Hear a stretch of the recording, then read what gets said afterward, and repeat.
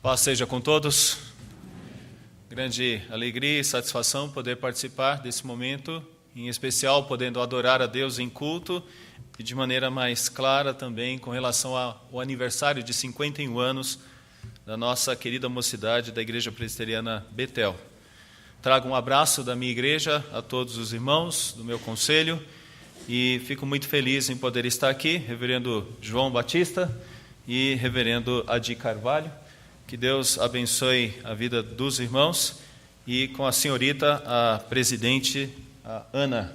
Deus abençoe a sua atividade como presidente, bem como da diretoria e toda a atividade destes irmãos e irmãs que compõem a mocidade desta igreja. Que Deus abençoe e fortaleça a vida de todos. Já fomos tão edificados desta noite, contudo, alegres pelos irmãos que assumiram cerrar fileiras no reino do Senhor Deus, na sua pública profissão de fé, e gostaria de trazer o texto para a nossa reflexão, para a nossa meditação, no segundo livro dos Reis, capítulo 5. Leremos só a primeira parte desse capítulo, que vai dos versos de 1 a 19.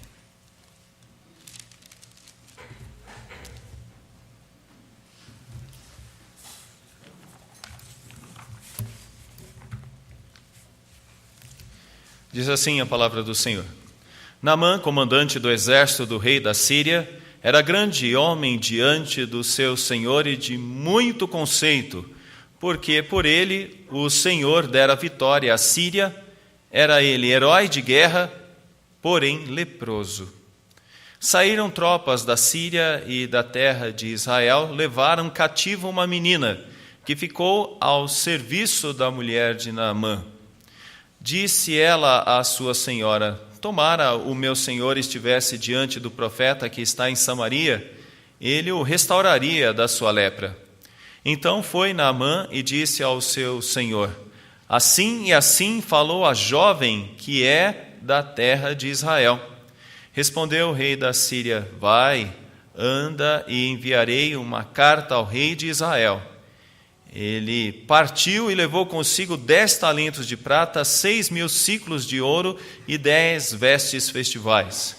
Levou também ao rei de Israel a carta que dizia: logo em chegando a ti esta carta, saberás que eu te enviei Naamã, meu servo, para que o cures da sua lepra. Tendo lido o rei de Israel a carta, rasgou as suas vestes e disse: acaso sou Deus? Como pode, com o poder para tirar a vida ou dá-la, para que este envie a mim um homem para eu curá-lo de sua lepra? Notai, pois, e vede que procura um pretexto para romper comigo. Ouvindo, porém, Eliseu, homem de Deus, que o rei de Israel rasgara as suas vestes, mandou dizer ao rei: por que rasgastes as tuas vestes? Deixa ouvir a mim, e saberá que há profeta em Israel. Veio, pois, Naamã com os seus cavalos e os seus carros e parou à porta da casa de Eliseu. Então Eliseu lhe mandou um mensageiro, dizendo: vai, lava-te 7 vezes no Jordão, e a tua carne será restaurada e ficarás limpo. Naamã, porém, muito se indignou e se foi, dizendo: pensava eu que ele sairia a ter comigo, por-se-ia de pé, invocaria o nome do Senhor, seu Deus, moveria a mão sobre o lugar da lepra e restauraria o leproso.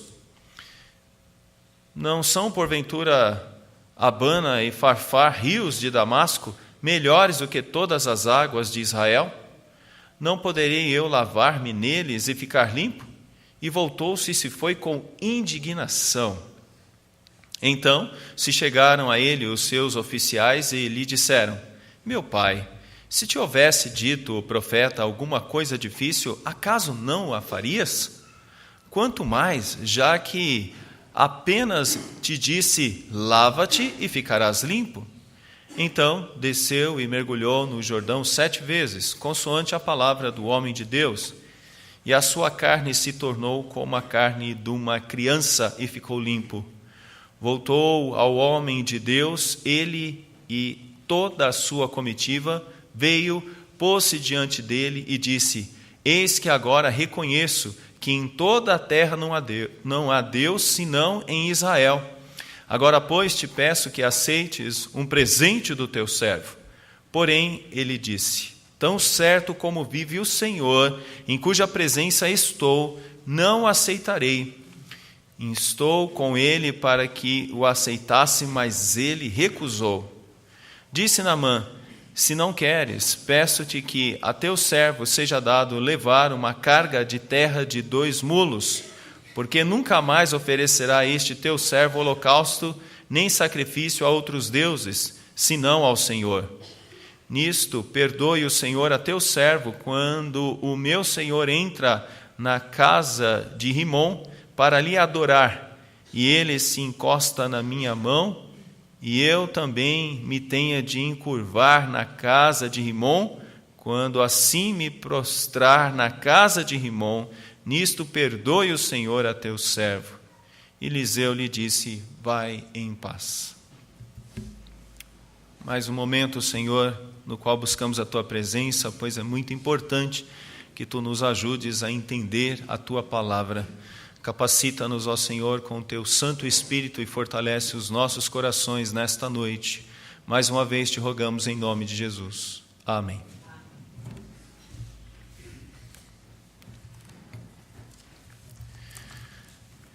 Ele era o maior objeto móvel construído pelo homem até então. Seu comprimento era equivalente a 3 campos de futebol e, de acordo com o seu construtor, nem Deus o afundaria. O gigante Titanic acabou por colidir com um iceberg em 14 de abril de 1912, matando 1.452 pessoas. E seus estilhaços, ou o que sobrou dele, ainda se encontra afundado no mar. Ao dar uma entrevista a uma revista americana, em 1966, o cantor John Lennon, então ainda na banda chamada Beatles, disse algo: o cristianismo vai acabar, vai encolher, desaparecer. Eu não preciso discutir sobre isso, eu estou certo. Jesus era legal, mas suas disciplinas são muito simples. Hoje nós somos mais populares que Jesus Cristo. John Lennon foi morto, como todos nós sabemos, baleado. Segundo algumas pessoas, dizem que no Brasil, um presidente já eleito disse a seguinte frase antes de assumir a presidência: agora nem Deus impede que eu suba a rampa do Planalto. O autor desta frase, Tancredo Neves, e faleceu antes de colocar os pés na rampa do Planalto. Brizola, em 1990, quando houve uma campanha presidencial, disse que até aceitava o apoio do demônio para se tornar presidente. Ele perdeu a eleição, nem apareceu no segundo lugar para o outro candidato, o Collor de Mello. Dizem que certa vez o Cazuza, também vocalista de uma banda, fumou um cigarro de maconha em meio ao show e lançou a fumaça para cima e disse: essa é para você, Deus. São vários trechos de pessoas que, de alguma maneira, foram orgulhosas na sua maneira de se portar e de agir. E o orgulho é uma coisa muito ruim. O orgulho danifica muito a vida dos homens, das famílias, nos casamentos, na igreja. Geralmente, uma função torna alguém orgulhoso e arrogante. Uma função, talvez até dentro da própria igreja, não deveria acontecer, mas geralmente algumas pessoas, por terem um título, ficam mais arrogantes e orgulhosas. Eu me lembro uma vez que um presbítero foi chamado de diácono e quando ele estava à frente ele disse: hoje eu fui rebaixado. como se ser diácono fosse ruim ou fosse menor do que ser presbítero. Bom, algumas coisas acontecem quando algumas pessoas se tornam, por exemplo, uma espécie de promoção, e alguém que era funcionário se torna um gerente ou alguma coisa assim. O sucesso sobe a cabeça e a pessoa passa a ser orgulhosa e passa a ser arrogante, como se pudesse pisar nos outros. E talvez até se esquecendo quando era funcionária ou funcionário comum, como ele poderia dizer.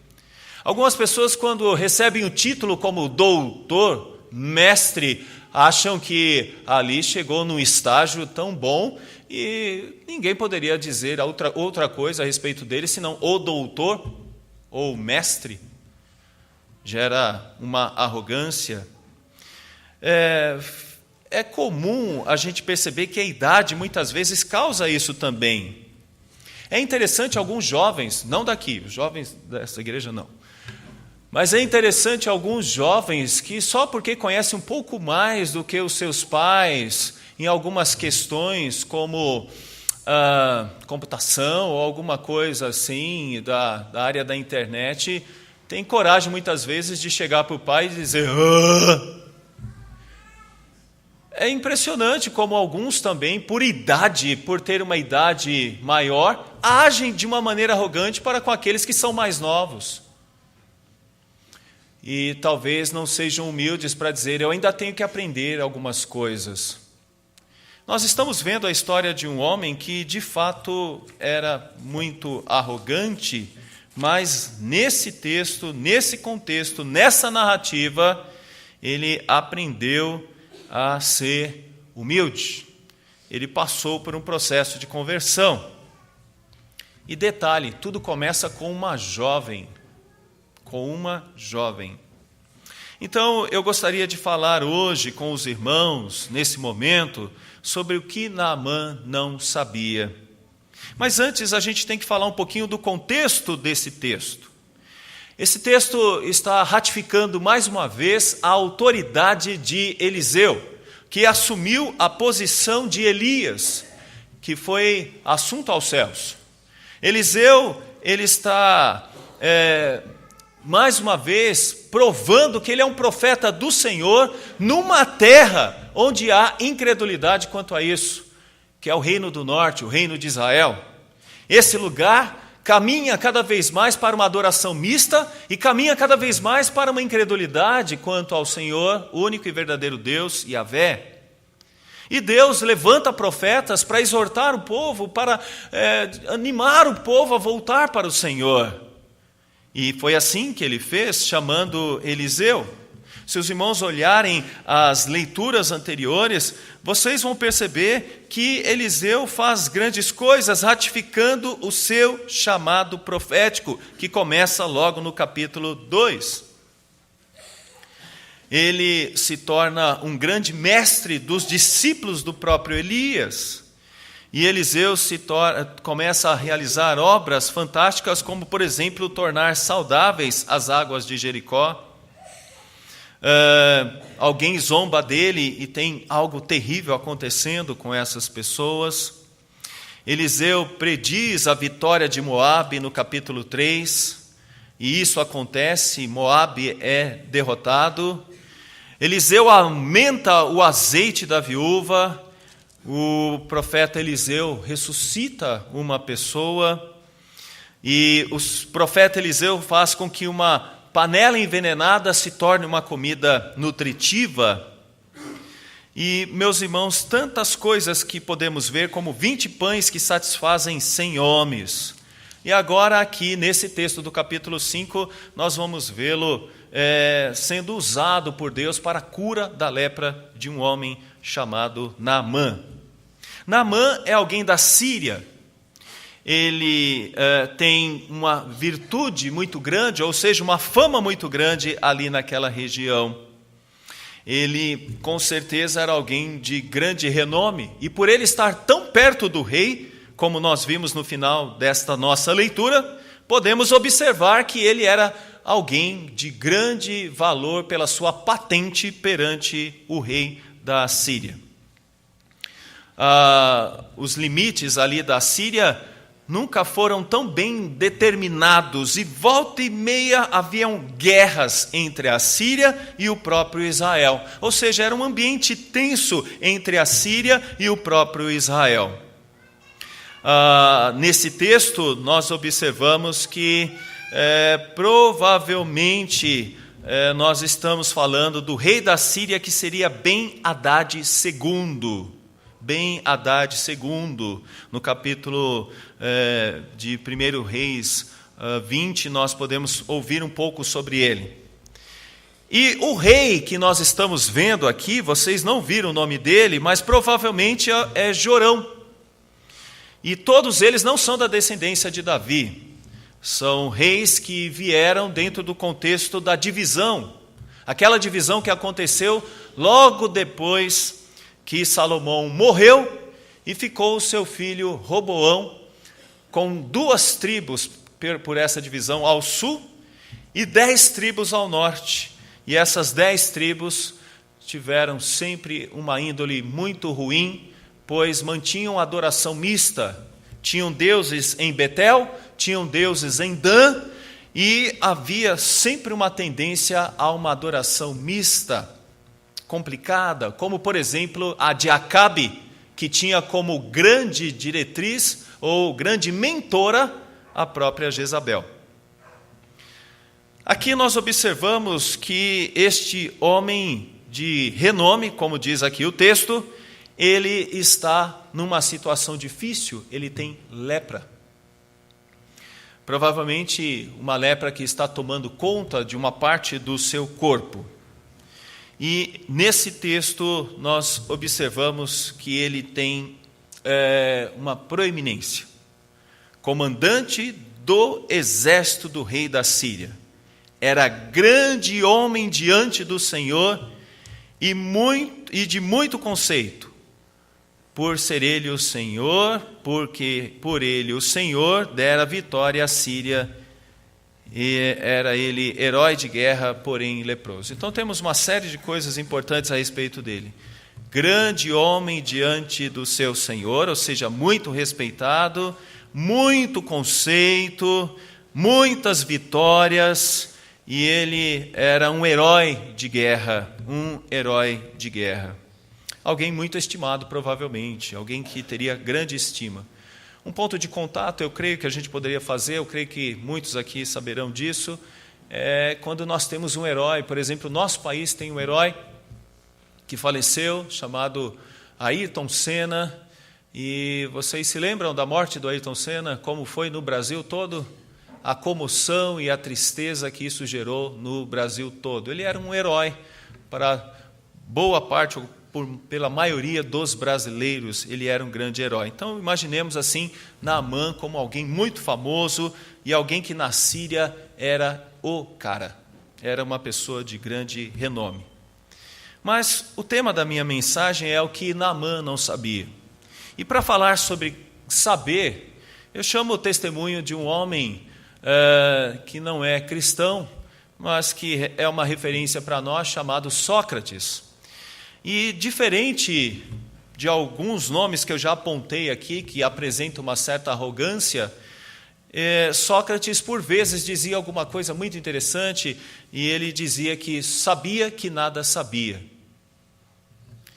Ele certa vez esteve diante do oráculo de Delfos, e ele não fez a pergunta, mas foi um amigo dele que fez uma pergunta, e disse se o oráculo entendia que ali estava o homem mais sábio daquele lugar da Grécia.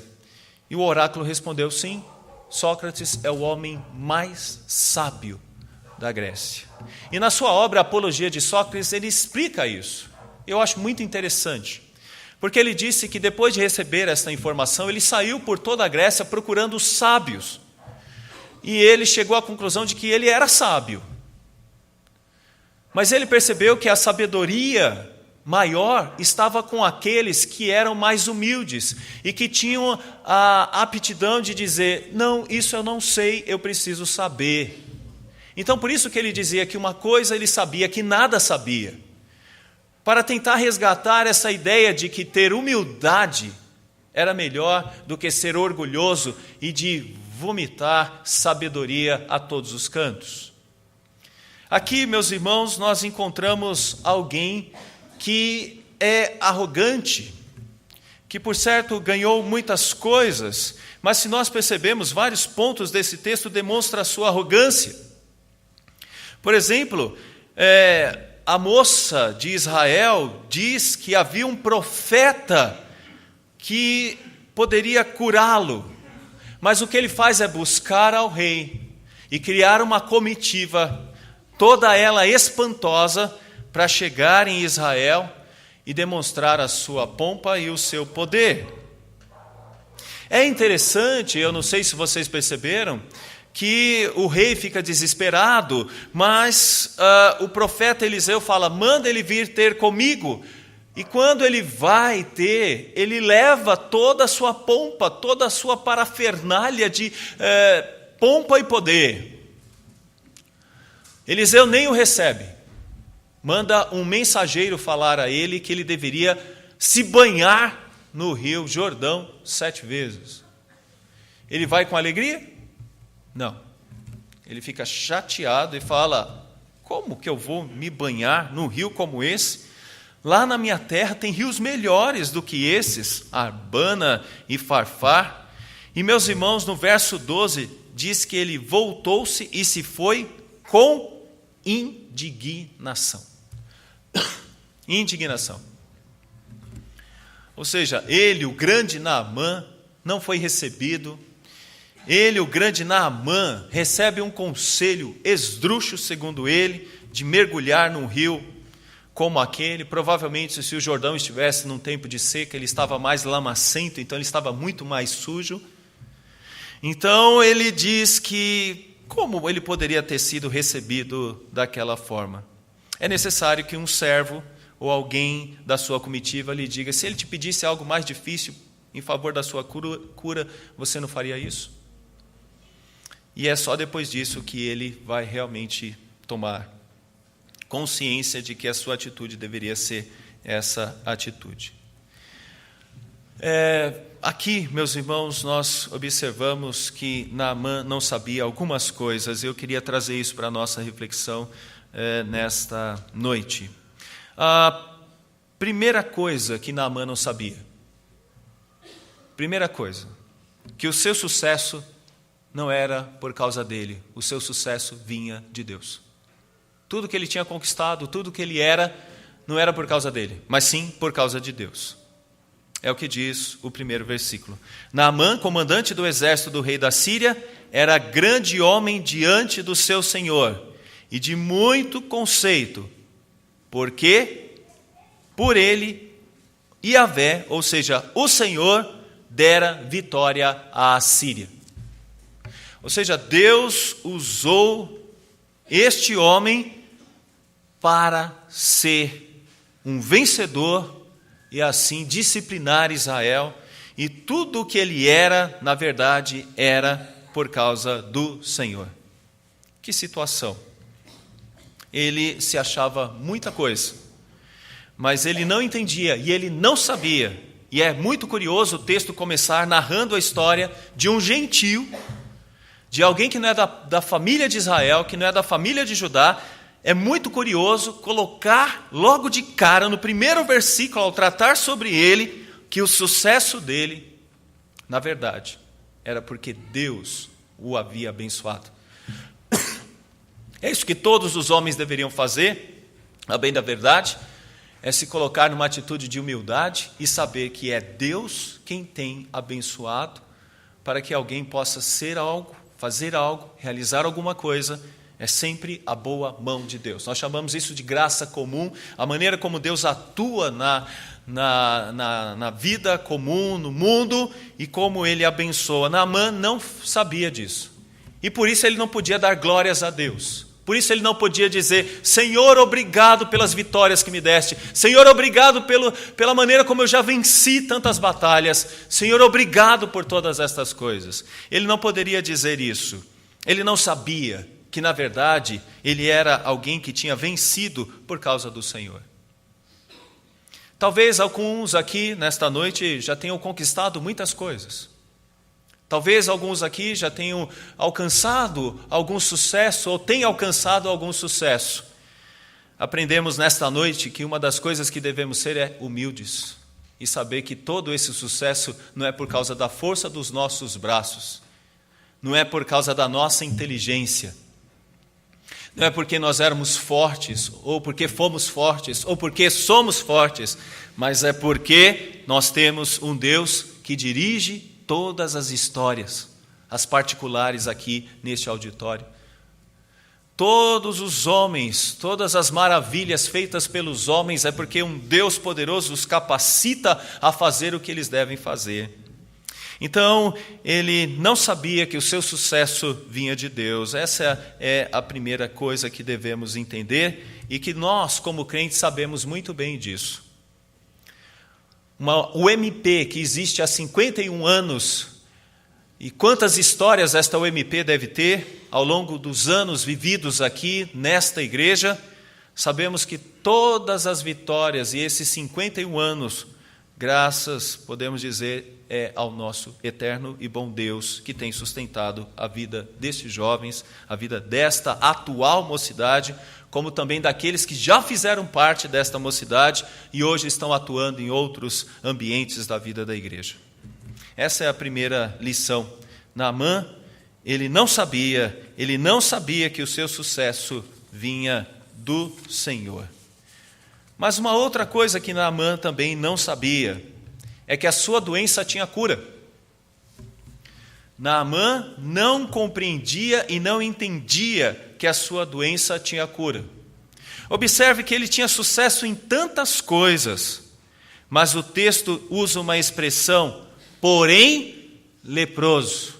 E isso causava um grande problema, inclusive para os sírios, porque era difícil demais alguém viver com a lepra.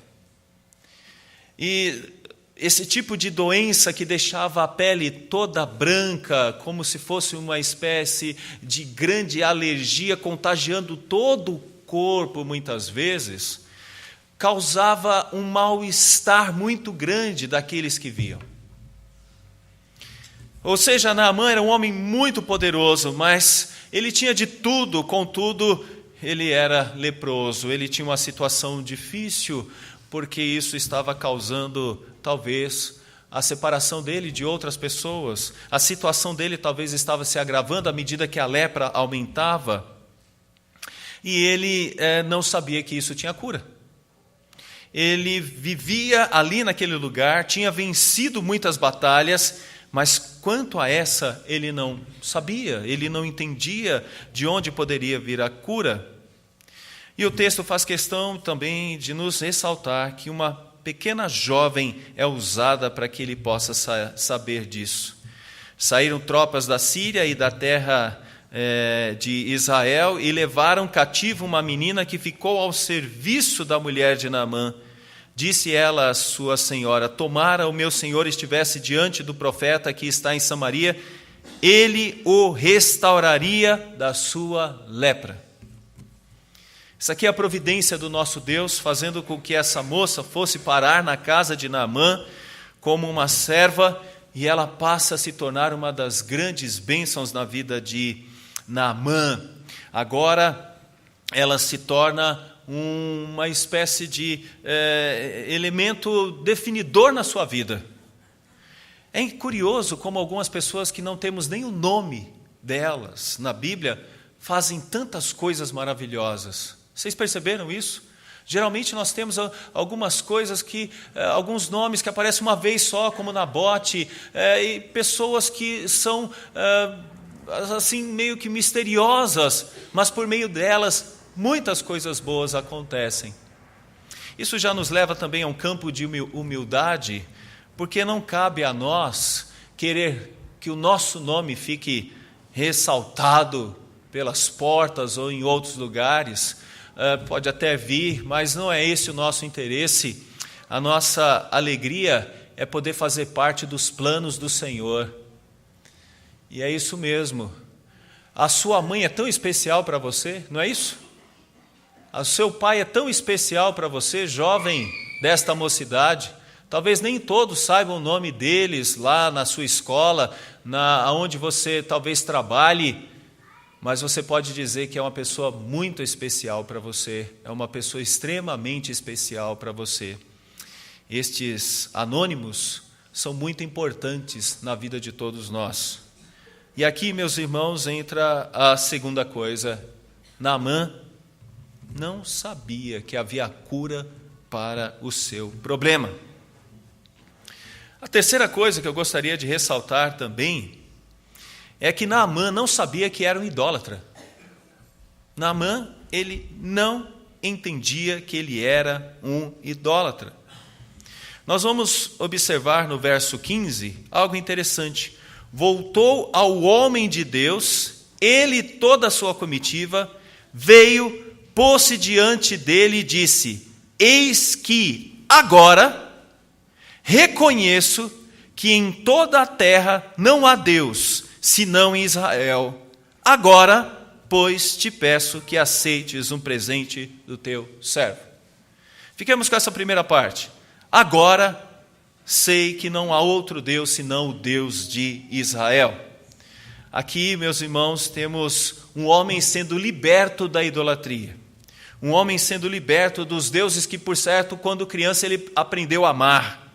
Um homem sendo liberto de deuses que, por certo, davam nomes a muitos dos seus parentes ou pessoas que estavam próximas dele. No verso 17, nós vamos ver Naamã falando ainda: se não queres, peço-te que a teu servo seja dado levar uma carga de terra de 2 mulos, porque nunca mais oferecerá este teu servo holocausto, nem sacrifício a outros deuses, senão ao Senhor. Olha a atitude deste homem. Ele poderia ter sido curado e voltar para sua casa sem problema algum, e sem querer falar com o profeta, mas não é isso que ele faz. Ele quer conversar com o profeta, agradecer. Eu acho muito interessante que, se no primeiro momento ele está irritado com Eliseu, aqui, nesse momento, ele chama Eliseu de Senhor. Ele coloca Eliseu numa outra posição. Ele é o Senhor e ele é o servo. E ele agora não vai adorar mais o seu Deus, mas vai adorar a Iavé, o único Deus, porque ele sabe que os outros deuses não existem. Aqui a gente vê uma grande transformação e uma grande mudança na vida deste homem. Ele sai do contexto da arrogância para o contexto da humildade. Ele sai de uma situação de revoltado para uma situação de alguém que está com paz, e paz com Deus. Paz verdadeira, uma paz realmente com Deus. A gente vê aqui a mudança dele. A gente vê, de fato, uma transformação e uma verdadeira mudança. Eu creio que é isso que aqueles que fizeram hoje a sua pública profissão de fé disseram para todos nós aqui, estão dizendo para o mundo agora: nós não adoramos mais nada, nós adoramos somente o único e verdadeiro Deus. Nós não adoramos as coisas. E nesse mundo hoje as pessoas adoram celulares, as pessoas adoram carros, as pessoas adoram dinheiro, as pessoas adoram tantas coisas. E muitos deles estão até na igreja, porque até na igreja está tendo adoração a dinheiro. Prosperidade daqui, teologia da prosperidade de lá, e as pessoas procuram a igreja para resolver problemas dentro dessas linhas que nós estamos vendo aqui. É interessante que Naamã tentou oferecer alguma coisa para Eliseu depois da sua cura, e Eliseu vai dizer com toda a força, em juramento: não devo aceitar nada de vocês. O que ele estava mostrando para aquela nação, a Síria, e para a própria nação de Israel, é que Deus humilha e Deus abençoa, Deus cura e Deus livra do principal problema, que é a idolatria. Então, Naamã, ele não sabia que ele era um idólatra e vivia na idolatria. nós temos, meus irmãos, tantas coisas para dizer desse texto, mas é muito, muito interessante que aquela arrogância de alguém que se viu naquela situação tão complicada da lepra, nesse momento volta de uma maneira diferente depois de mergulhar 7 vezes no Rio Jordão. E não tem nenhuma lei aqui, nenhum princípio específico com relação a essas 7 vezes. O que Deus está mostrando é uma grande lição a Naamã. E que grande lição é essa? Que com ele, esse general, não seria recebido com trombetas, com flores sendo jogadas para cima dele. É ele que deveria exaltar a Deus. Por certo, quando ele chegou na sua comitiva perante o rei, houve uma festa, e ele trazia muitos presentes e muito ouro. Provavelmente isso, se a gente pegasse todo o ouro que tinha ali, dariam milhões de reais. Milhões de reais. O presente dele era como se fosse milhões de reais. Provavelmente, talvez ele até tenha sido bem recebido perante o rei, mas quando o rei se desespera e fica maluco querendo resolver o problema, o que nós vamos ver é que ele vai ser chamado para falar com Eliseu, e ele chega lá com toda a sua pompa, mas Eliseu nem o recebe. Por que nós estamos vendo isso no texto? É para deixar bem claro que diante da presença de Deus os joelhos devem se dobrar, que diante da presença de Deus as pessoas devem adorá-lo, que diante da presença de Deus as pessoas devem amá-lo. E é isso que nós, crentes, fazemos e queremos sempre fazer, porque reconhecemos o seu poder, a sua glória, reconhecemos a sua graça sobre nós também. Uma outra coisa que Eliseu não entendia era a respeito da sua vocação. A respeito da sua vocação. Nós podemos observar outra coisa muito interessante. Por que Naamã não ficou em Israel e se tornou um líder em Israel, ajudando o rei, provavelmente Jorão, a lutar até mesmo contra os sírios? Por que ele não se juntou a este exército? Deixa eu só pegar um detalhe para vocês. Por exemplo, se nós pegarmos Urias, que era um heteu, Urias, que viveu na época de Davi, nós vamos perceber que ele lutou ao lado do exército de Davi e morreu por causa desse exército, mesmo sendo um heteu. E ensinou ali mais fidelidade a Deus do que o próprio Davi. Porque Davi deitou com Betseba, sua mulher, a mulher de Urias, e queria que ele voltasse para ter a sua mulher, tentando disfarçar o erro que ele tinha cometido. Mas é muito interessante que Urias não ficou. Davi tentou embebedá-lo, mas ele fugiu disso também. E teve alguém que disse, por que você não volta para a sua casa? E ele diz algo interessante, eu vou voltar para a minha casa enquanto os meus irmãos morrem na batalha? Eu quero estar lá, ajudando a eles. Coisa que Davi não estava fazendo, porque tinha acordado bem tarde, estava com a vida toda bem arrumada, a arrogância chegou em Davi também, porque ele já tinha alcançado de tudo, então ele se achava já, aqui no Brasil a gente tem uma expressão, desculpa usá-la, rei da cocada preta. Ele já se achava o rei da cocada preta, então ele nem precisava estar mais no campo de batalha. E Urias vai morrer, sendo fiel a Deus. Por que Naamã não faz a mesma coisa? Bom, aqui neste lugar, está tendo mais incredulidade do que até na Assíria. Você viu o chilique do rei? Ele me trouxe esse homem aqui, então ele quer arrumar uma encrenca comigo, esse rei da Síria, ele quer acabar com a nossa aliança, porque eu não sou Deus para curar uma pessoa, para dar vida para uma pessoa. Olha só o que está acontecendo. Esse quadro todo é um quadro de incredulidade. A gente não continuou por causa do nosso tempo, estamos sendo mais exato com Naamã.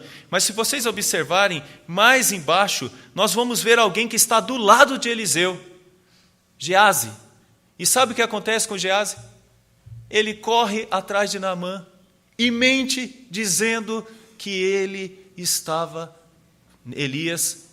Eliseu, querendo uma recompensa, sendo que Eliseu tinha dito que ele não estava pedindo recompensa nenhuma. Então a gente vê a decadência do povo de Israel, e Naamã não fica no lugar onde há uma decadência tão grande como essa. Você pode perceber que não há nenhum contato mais com o rei. Todo contato de Naamã é tão somente com Eliseu.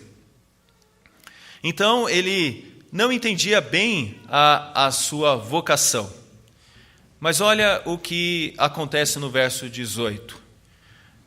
Nisto perdoe o Senhor a teu servo, quando o meu senhor entra na casa de Rimom para lhe adorar, e ele se encosta na minha mão, e eu também me tenha que encurvar na casa de Rimom, quando assim me prostrar na casa de Rimom.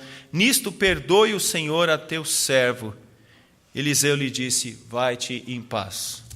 Ou seja, a sua vocação é exercer o papel de um general de grande patente para apoiar, então, o seu rei. Mas uma das coisas que ele tinha de fazer é levar este rei até o templo do Deus dele. Mas quando ele se dobrava, ele não se dobraria mais para adorar Rimom, que era uma espécie de deus de fertilidade. Ele estaria se dobrando tão somente para segurar a mão do rei, provavelmente pela sua idade, já velho, e ele deveria segurá-lo. Então, ele não aceitava algumas coisas e não deveria aceitar, como, por exemplo, adorar a Rimom. Por isso que ele leva a terra, e provavelmente essa terra é para construir um lugar para adoração a Iavé, especificamente só a Iavé. Então, ele teve que entender, por meio dessa palavra de Eliseu, vai em paz, que ele deveria exercer bem a sua vocação. E a sua vocação era de ser líder.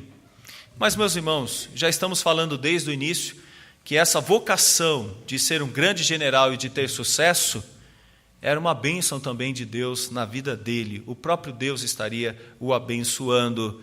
Então aqui ele começa a entender melhor a sua vocação. O que ele tem de fazer é o seu trabalho e assim realizar a sua função.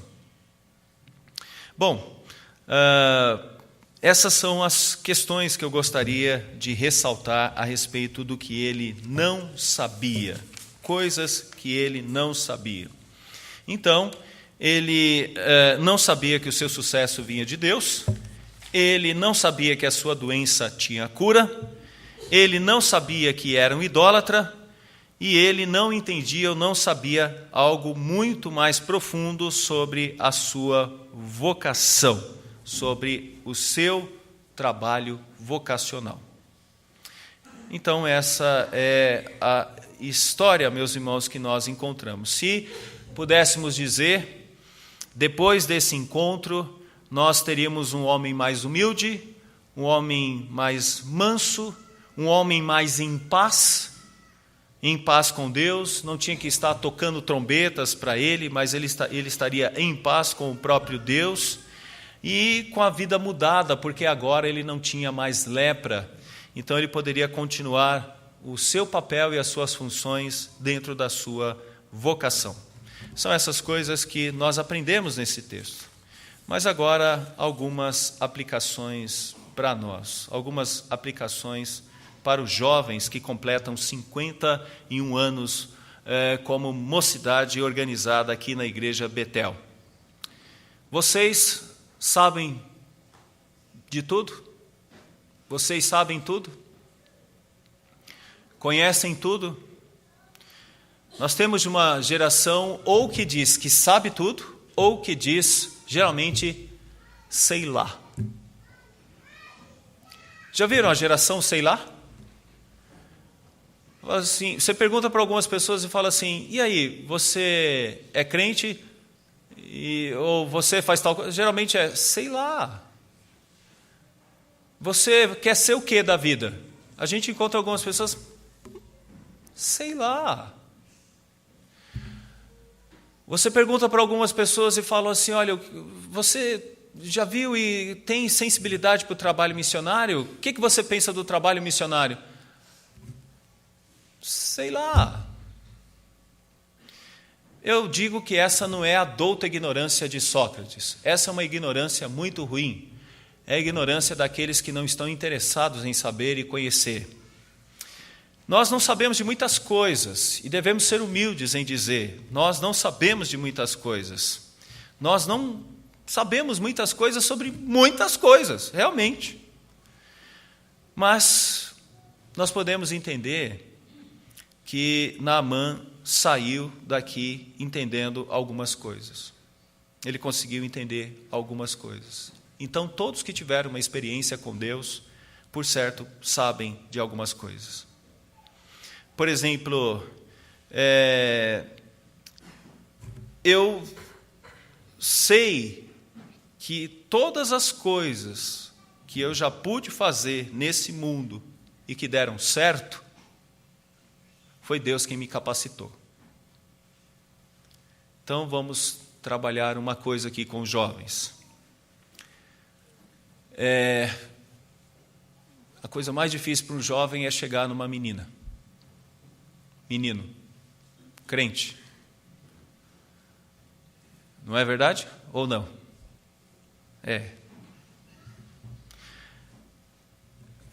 Eu terminei o seminário e ainda não estava casado. Eu terminei o seminário e ainda estava solteiro. Mas eu sei que Deus me capacitou para chegar perto da minha querida esposa, que estou casado com ela há 16 anos, e poder dizer para ela, eu quero namorar com você. E eu quero, se Deus nos abençoar, casar com você. E eu quero, se Deus assim nos ajudar, a ter filhos. E aí? Ó, que expressão, e aí? Deu certo. Estamos bem. Estamos casados. Isso eu sei, que esse sucesso não é porque eu sou bonito, porque eu não sou. Depender desse corpinho aqui para conquistar alguém, não vai dar certo. Mas é a boa mão de Deus que abençoa os nossos relacionamentos. É a boa mão de Deus que faz com que um casal possa dizer, nós já estamos unidos há 20 anos. Quem está aqui unido há mais de 30 anos? Levanta a mão. É a boa mão de Deus que sustentou a vida de vocês. Isso eu sei. Olha para sua esposa e você possa dizer, Deus nos ajudou até aqui. E estamos bem até aqui. Teve lutas, tem dificuldades, mas Deus nos ajudou. Eu não sei de muita coisa, mas uma coisa eu sei, que se eu estou casado, se eu tenho uma vida feliz com a minha esposa, se eu tenho filhas que eu amo, eu sei que foi a boa mão de Deus. Isso eu sei. Todas as coisas que aconteceram e que deram certo, nós entendemos, meus irmãos, que foi a boa mão de Deus. Estava conversando com o reverendo e falando um pouco da história. É claro que eu não conheço tanto a história, mas sei que esta igreja chegou onde chegou, porque a boa mão de Deus sustentou e fortaleceu a vida desta igreja para que ela estivesse onde ela está hoje. Sustentando liderança, sustentando irmãos e irmãs para que ela chegasse onde ela está hoje. Nós não sabemos de muitas coisas, mas sabemos que Deus nos capacita. A mocidade que completa 51 anos, completou 51 anos porque Deus a capacitou. Uma coisa eu também sei. Eu sei que eu tinha uma doença e que Deus curou. A doença era o pecado. Era pior do que a lepra. Ainda temos os defeitos, ainda porque ainda recebemos as influências terríveis dessa grande doença. Mas podemos dizer que já estamos curados, porque Cristo tem realizado grande obra na nossa vida. Então podemos dizer e podemos falar com a nossa alegria de salvos que nós sabíamos que tínhamos uma doença terrível e que a cura veio por meio da ação poderosa do nosso Deus. Naamã, ele pensou que tinha uma grave enfermidade, a lepra. Mas depois, no contato com Eliseu, ele percebeu que a sua maior doença era ser idólatra, era ser um arrogante, era ser alguém que achava que a sua terra era melhor, que o seu Deus era melhor, que tudo lá na Síria era melhor, e que ali estavam os servos dele que deveriam ajudá-lo a passar por aquele problema da lepra. Como se estivesse encontrando um médico poderoso em Israel. Ele, na verdade, estava encontrando o Deus Todo-Poderoso que estava fazendo uma grande obra na vida deles. Então, eu não sei de muitas coisas, mas eu sei que eu era um pecador. E eu sei que Deus me curou dessa grande doença. E louvado seja Deus por essa cura. E é isso que a gente tem que dizer para todo mundo. A pior doença e a pior enfermidade é a cura, é do pecado, e para ela tem cura. Jesus Cristo é a cura. Jesus Cristo é a cura para essa doença. Terceira coisa, que tal como Naamã, eu tenho tendências idólatras. Todos nós temos tendências à idolatria. Nós temos uma tendência natural em nós. E Naamã aprendeu que ele deveria enfrentar e lutar contra isso. Não é à toa que ele leva a terra para ele lembrar sempre disso, para ele estar sempre lembrando dessa situação. A tendência idólatra deve ser vencida, porque nós, como disse Calvino, temos uma fábrica que produz ídolos. Coração. Eu queria que a gente entendesse outra coisa importante. Nós não sabemos de muitas coisas, mas sabemos que a profissão também é importante.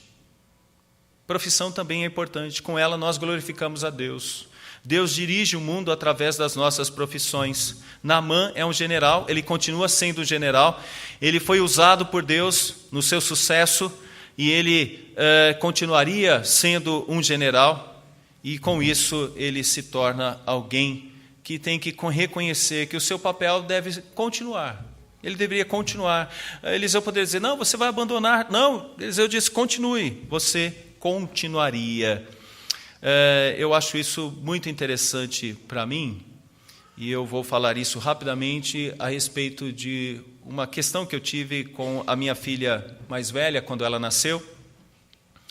E, meus irmãos, eu tive problemas com a minha esposa na área da amamentação, e nós passamos durante algum tempo lutando com esta questão do leite materno, e depois com a questão de encontrar um leite que pudesse servir, porque a nossa filha estava tendo alergia a diversos tipos de leite.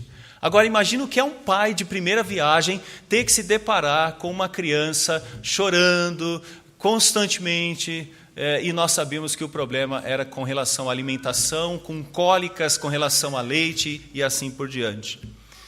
Até que, em algumas das consultas, conseguimos um leite que fez toda a diferença. Imagine que era uma criança que chorava, irritada, de uma hora para outra toma o leite e dorme, assim calmo, sereno, tranquilo.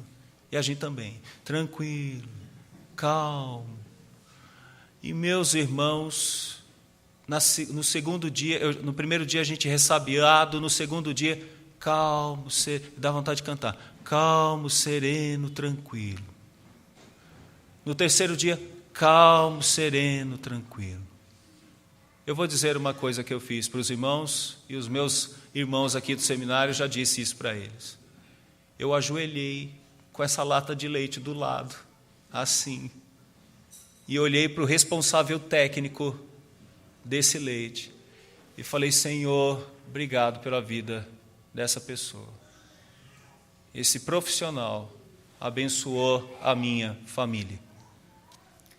Jovens, eu não sei o que vocês almejam, qual a profissão que cada um tem, mas uma coisa eu posso dizer, você glorifica a Deus cantando maravilhosamente como vocês cantaram aqui, mas vocês glorificam a Deus quando vocês se tornam bons profissionais na vida de vocês, e fazem tudo para a glória de Deus na vida de vocês. Essa é a diferença do Naamã que veio para o Naamã que voltou. Ele sabe que agora ele deve glorificar a Deus. Essa é a vocação que eu sei que eu devo ter. Aquilo que eu devo fazer o melhor conforme as minhas forças, para a glória de Deus. E é assim que os crentes se destacam.